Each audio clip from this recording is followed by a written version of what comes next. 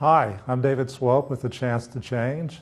I'm here today to talk with you about one of our education series topics, Help for Addictive Behaviors. In exploring the topic of help for addictive behaviors, we are attempting to understand the basis for addiction from a behavioral model. Reasons for addictive behavior can be understood in many different ways, including a medical, social, and psychological framework. In addressing this topic, help for addictive behaviors, we first look at ways that people deal with emotional pain. We identify addictive behaviors such as gambling, sex, love, relationship, spending, debting, work, and exercise. Also, computer and computer games and eating disorders. We discuss the sources of emotional pain and responses to emotional pain.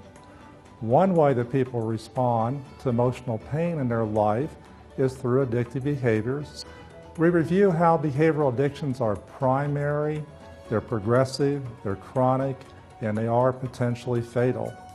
We look at the cycle of addictive behaviors that often begins with the primary need that each of us has for emotional intimacy, love, and connectedness to others. We see how, when that need goes unmet, persons look for some other means for relief from the pain. This can be when addictive behaviors come into play.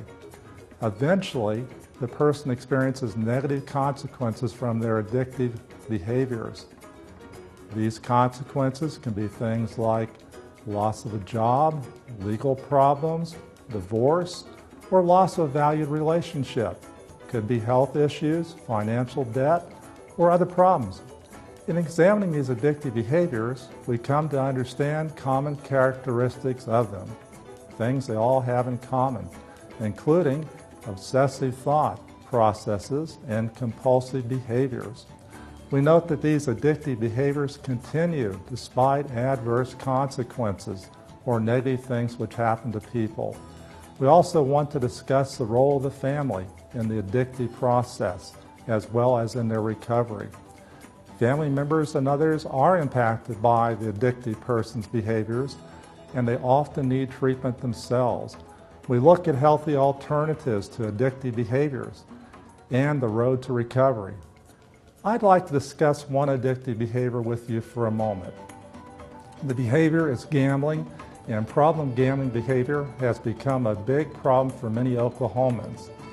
Imagine how you would feel if you lost your home, or it's in foreclosure due to your gambling debts.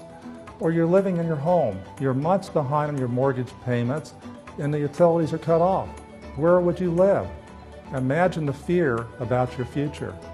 One patient of A Chance to Change owned several rental properties, but now, because of his addictive gambling, is renting one side of a duplex that he once owned, and the only source of heat that he can afford is a hot plate. Slowly, people can recover from their gambling addiction. Slowly, hope does return. Family members who participate in counseling learn about this addiction, and trust can be rebuilt.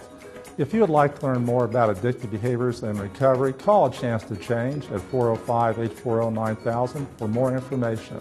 Thank you.